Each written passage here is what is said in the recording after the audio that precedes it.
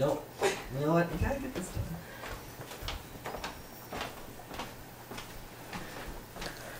Welcome, young ladies, to Amana Appliances.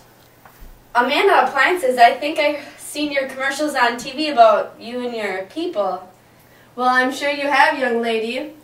We did this to show people that we are not as different as they might think. Let's take a walk over to the couch. The best and most interesting piece of history one could receive. Let me paint you a picture of the 17th century. In Germany, as Eberhard L. Gruber and Johann F. Rock discussed what would soon be a movement of true inspiration. The Amana started with these fine gentlemen in 1714 with the ideas of operating their own government and means of life. Their reason for doing so was because... Let me guess. How about you don't? You'll be wrong anyways. So you see, they had these ideas because at the time, in 1714, the land they had congregated on was costing an overwhelming amount of rent. Plus, they had several unpleasant governments to contend with. Well, their religion was based on a Lutheran faith, and they believed that God communicated through inspired individuals, just as he did in the day of the prophets. And Werkzeg, who was their prophet, this truly inspired Christian Metz. Christian Metz was the same as any individual living in the area at the time. Like the New York Mets? Let the young man finish his story. In 1843, Christians led an abundant group over the Atlantic by ship, and the members purchased a 5,000-acre site in western New York, near Buffalo, and by the end of 1843, nearly 350 inspirationists had immigrated to the new settlement, which they named Ebenezer, meaning, "Hitherto hath the Lord helped us." So like a small group followed him to like New York?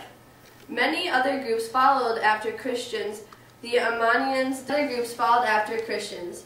The Amana people developed a complex of 6 villages with jointly owned mills, factories, and farms. How did the Amana communities fit in so well with the surrounding, being so close to developing cities? Well, they didn't exactly collaborate, to say the very least. Surrounding communities who didn't have a utopian lifestyle had a problem with watching children not attend school. In addition, they suffered a severe drought with crops which affected their means of living since they were based on a communal utopia. Even though differences existed between various utopian groups or colonies, each society shared a common bond in a vision of communal living in a utopian society. The Amana were one of many utopian communities, along with sharing a common bond with Shakers in the American society of that time. Oh my God, so like did the Amana have to move then? Indeed they did. In 1855 they moved to Iowa, That makes sense, seeing as there's only land and corn there. which was indifferently all the Amana needed for proper living and to continue the dream of a utopian lifestyle and not to be persecuted by other communities for the way their daily life was ran. So how did they live in the 1800s? The Amana community consisted of 1,500 individuals. They had their own houses, once again, with immediate family would live in. However, there was no cooking in the homes. They all cooked together in a group. They also ate together with 30 to 60 people. No talking was permitted during eating times, and grace was always said before and after meals.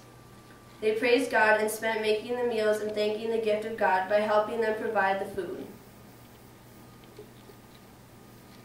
So like no midnight snacks? Really? Next, there were 2 government groups. One was the Board of Trustees, which was a valuable means to have during election times, to elect specific elders. The other was the church itself. Services were held 11 times a week, and most would attend all 11 of them. The church ran the society and made the Amana pure and reminded them of their inspiration. If the church ran the society and they were Lutheran, what made them more pure and more like utopian than the others? Do you remember the first 2 men I spoke about, Gruber and Rock? Yeah. They believed in inward teaching and devotion. This meant that they preached out of the words of God. but all could interpret into their daily life. They learned many life lessons every day. They didn't want to preach, but they wanted to maintain health and well-being, which made Gruber and Rock feel that a utopian feeling could only be established if all believed in their own inspirations and interpretations. So, Amana means what again? The name Amana was chosen from the Song of Solomon, chapter 4, verse 8. Amana means to remain true. So, where are the Amana now?